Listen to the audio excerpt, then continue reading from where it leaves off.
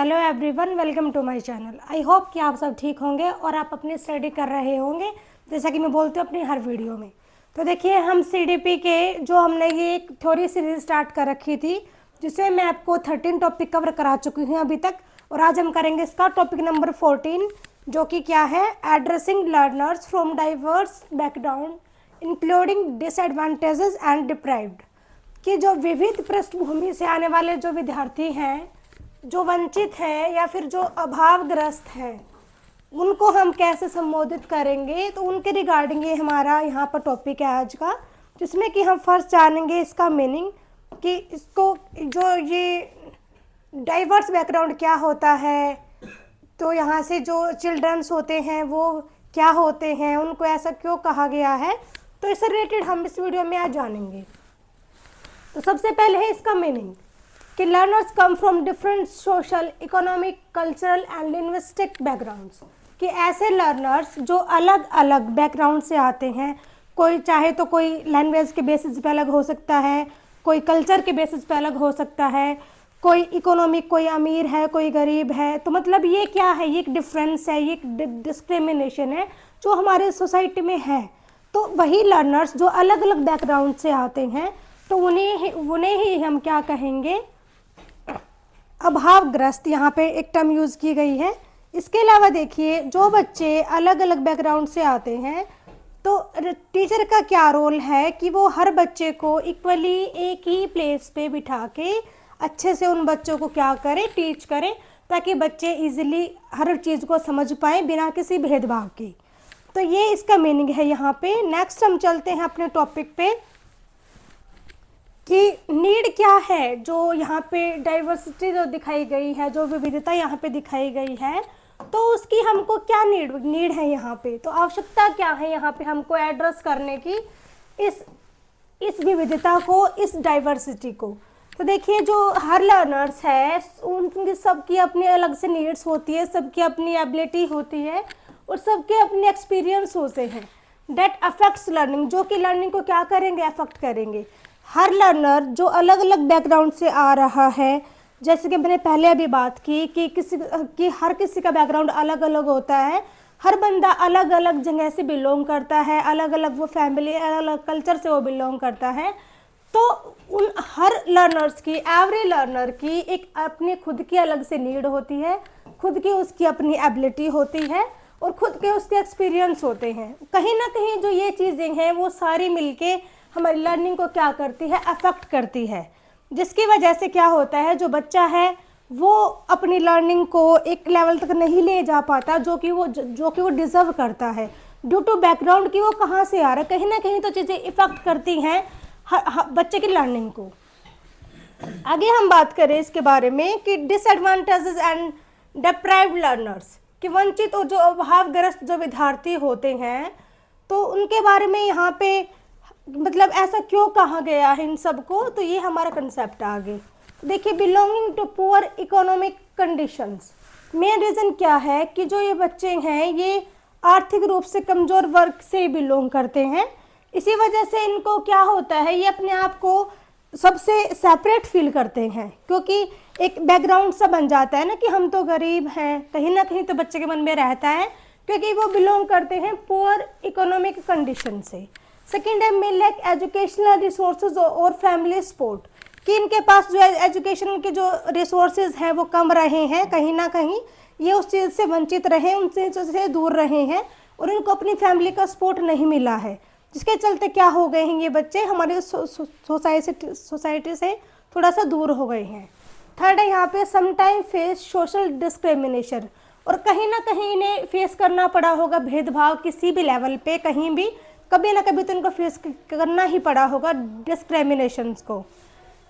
Next है यहाँ पे टीचर रोल, कि ऐसी कंडीशन में टीचर का रोल क्या रहेगा, टीचर कैसे यहाँ पे अपनी भूमिका प्ले करेगा बच्चों के लिए, क्या टीचर कर सकता है।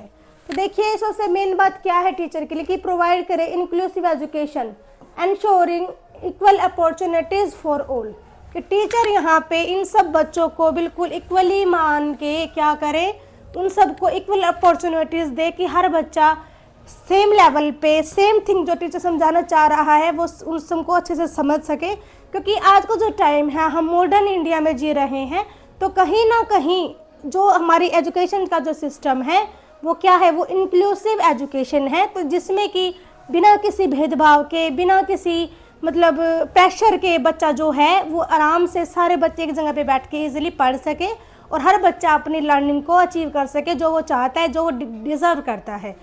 तो यही हमारा कंसेप्ट है आज का कि जो अभावग्रस्त जो बच्चे हैं, जो अलग अलग बैकग्राउंड से आते हैं, हम उनके लिए क्या कर सकते हैं एज ए टीचर। तो इसमें आगे है कि टीचर आगे क्या करेगा, use multilingual and activity based teaching methods.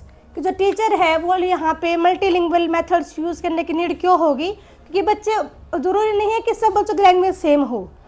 जो जनरली जो बेसिक लैंग्वेज है हिंदी हमारी, तो इवन हर टीचर को और हर बच्चे को हिंदी तो आते ही होगी। इसके अलावा अगर कोई किसी बच्चे की दूसरी भाषा है तो टीचर कोशिश करे कि वो उसको कंटेंट जो है वो उसी भाषा में प्रोवाइड करे, ताकि बच्चा इजीली सीख सके, इजीली उसको जान सके, समझ सके कि टीचर कहना क्या चाहता है, टीचर हमको समझाना क्या चाहता है। नेक्स्ट है कि जो टीचर है वो activity based teaching methods use करे, ताकि बच्चा इंटरेस्ट लेके सीखे और बच्चा उसको इजीली कंसेप्ट को समझ सके by the use of activity methods. Next है encourage participation and build confidence.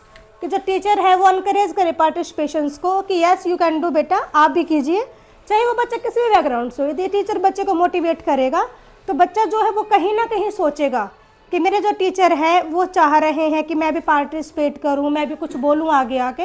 तो ऐसे कंडीशन में क्या होगा, बच्चा कहीं ना कहीं सोचेगा कि यस टीचर चाह रहे हैं तो मेरे को भी कहीं ना कहीं तो करना चाहिए ना, मैडम बोल रही है, सर बोल रहे हैं। तो यही है कि जो टीचर है वो इनकरेज करे पार्टिसिपेशंस को और बच्चों का कॉन्फिडेंस को क्या करे, इन्हेंस करे।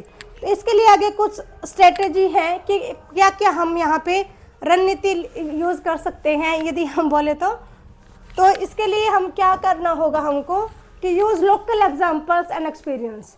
कि हम लोकल एग्जांपल्स का यूज़ करें बच्चों को समझाने के लिए। हम जैसे हम बच्चों को कोई भी कंसेप्ट समझा रहे हैं तो हम बच्चों की लोकेलिटी के अकॉर्डिंग एग्जांपल्स लेके आएँ, ताकि बच्चे को ये लगे कि हाँ मतलब मैडम हमारे आसपास के मतलब बारे में ही बात कर रही है, तो मतलब बच्चों को थोड़ा फैमिलियर सा फील होगा इसीलिए। सेकेंड एक्सपीरियंस, टीचर अपने भी एक्सपीरियंस यहाँ पे टीचर से शेयर कर सकती है बच्चों के साथ कि हाँ मैं भी गई थी एक बार वहाँ पे, मैंने भी देखा था ऐसे ऐसे होता है वहाँ पे, तो बहुत अच्छा होता है। मतलब इस वजह से टीचर एक्सप्लेन करेगा तो बच्चे थोड़ा सा फैमिलियर फील करेंगे और वो टीचर के साथ एक अच्छा बॉन्ड बनाएंगे, और जिसकी वजह से, उस बॉन्ड की वजह से जो टीचिंग जो लर्निंग प्रोसेस है वो बहुत ही अच्छी जाएगी, स्मूथली जाएगी। नेक्स्ट है फ्लेक्सिबल करिकुलम एंड असेसमेंट। जो असेसमेंट प्रोसेस और जो करिकुलम है वो फ्लेक्सिबल होना चाहिए according to need of learners, क्योंकि हर बच्चे की नीड है यूनिक होती है, डिफरेंट होती है। तो ये नहीं है कि करिकुलम को सेट कर दिया कि ऐसे होगा तो ऐसे ही होगा, नहीं, ऐसा नहीं होता है।